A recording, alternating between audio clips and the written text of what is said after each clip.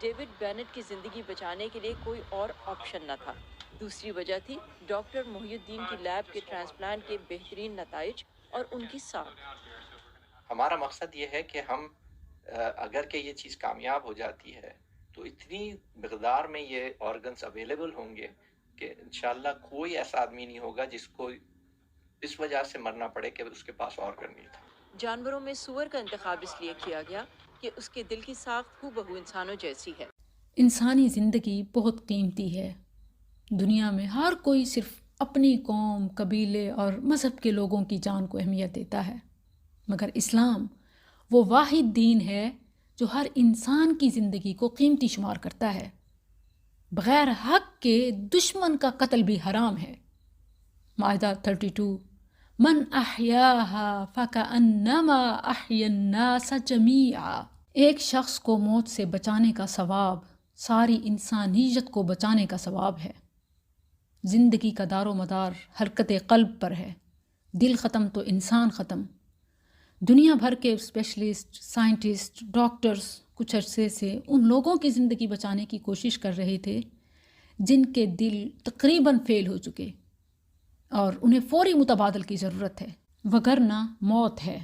ان میں سے کچھ ایسے مریض بھی ہوتے ہیں کہ جو ہیومن آرگن ایون ایکسیپٹ بھی نہیں کر سکتے، تو ان کے لیے کیا آپشن ہے؟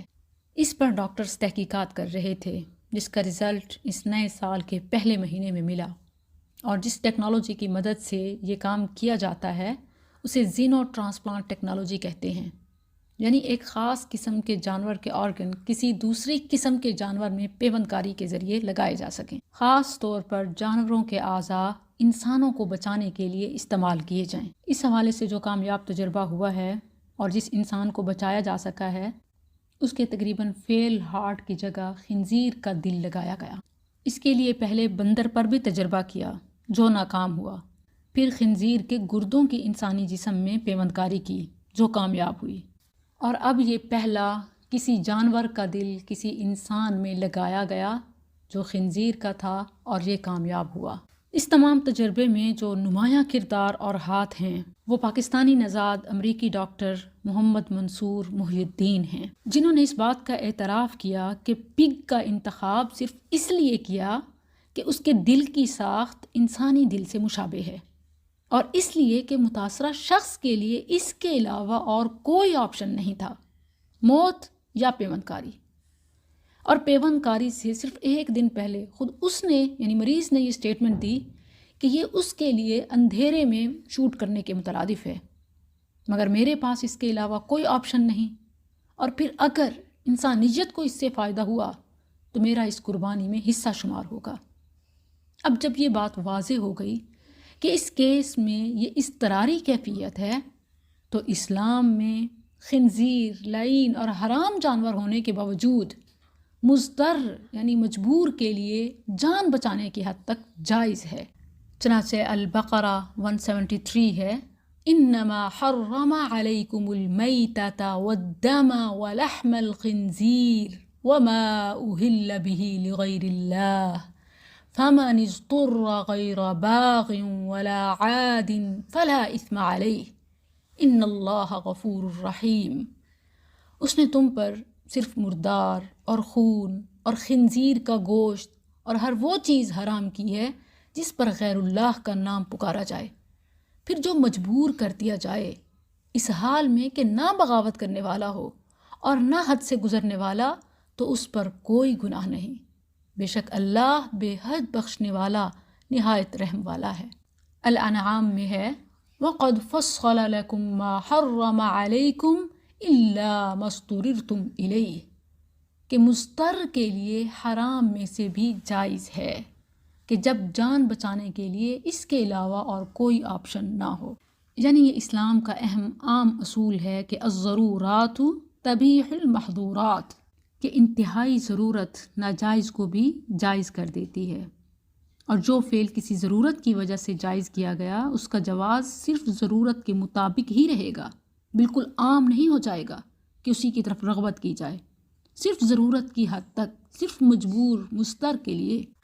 اور خنزیر ایسا جانور ہے کہ صرف اسلام ہی نہیں بلکہ تمام مذاہب میں یہ حرام ہے۔ عیسیٰ علیہ السلام کے حوالے سے ہے کہ قرب قیامت جب ان کا نزول ہوگا تو یقتل الخنزیر، کہ وہ خنزیر کو قتل کر دیں گے، صفایا کر دیں گے۔ اس تجربے کا کریڈٹ بھی ایک مسلمان کو جاتا ہے، اور اب مزید ذمہ داری بھی مسلمانوں پر ہی عائد ہوتی ہے کہ ایسا نہ ہو کہ خنزیر کے کامیاب تجربے کے بعد ان کی افزائش نسل پر کام تیز ہو جائے۔ لہٰذا ضرورت ہے کہ حلال جانوروں کے آرگنز پر کام کیا جائے، اور ان میں سے خاص طور پر وہ جو انسانوں کے اعضاء سے مشابہ ہیں۔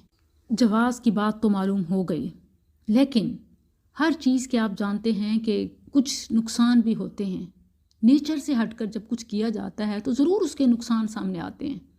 جب اللہ سبحانہ و تعالیٰ نے ایک چیز کو حرام کیا تو اس کے نقصانات کی بنا پر ہی سخت ممنوع، پابندی اور حرمت عائد ہوتی ہے، اور اللہ ایسے ہی کسی چیز کو حرام نہیں فرما دیتا، بلکہ بندوں کو اس کے نقصان سے بچانے کے لیے ان کی زندگی اور صحت کی خاطر ہی منع کیا جاتا ہے۔ کفار کو تو اعتبار نہیں، مسلمانوں کو تو ہونا چاہیے۔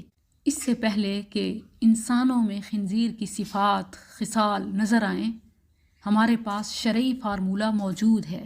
اسلام کا ایک اصول ہے کہ جو چیز حرام ہو اس سے علاج نہیں کر سکتے۔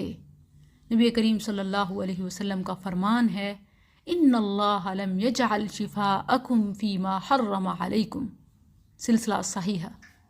بے شک اللہ تعالیٰ نے تمہارے لیے اس چیز میں شفا نہیں رکھی جس کو تمہارے اوپر حرام قرار دیا ہے۔ آپ صلی اللہ علیہ وسلم نے تو یہاں تک فرمایا کہ جو حرام چیزوں سے علاج کرتا ہے اللہ تعالیٰ اسے شفا نصیب نہیں فرمائے گا۔ من تداوی بحرام لم یجعل اللہ لہ فیہ شفاء، یہ بھی السلسلہ صحیحہ کا ہی حوالہ ہے کہ جس نے حرام سے علاج کیا اللہ اس کو شفا نہیں دے گا۔ ابو ہریرہ رضی اللہ عنہ سے مروی ابو داود کی ایک حدیث ہے، نہا رسول اللہ صلی اللہ علیہ وسلم عن الدواء الخبیث، رسول اللہ صلی اللہ علیہ وسلم نے بطور دوا خبیث چیزوں کا استعمال منع فرمایا۔ اس سے پہلے کہ انسانیت کے لیے کوئی بڑا چیلنج بنے، انسانوں میں خنزیر کی صفات آئیں، مسلم سائنٹسٹ، مسلم ورلڈ کو اس حوالے سے اپنا کردار ادا کرنے کی ضرورت ہے۔ تلاش کیجئے کہ اسرار تو موجود ہیں اور اللہ کے وعدے بھی ہیں، یقیناً حلال میں شفا اور زندگی ہے۔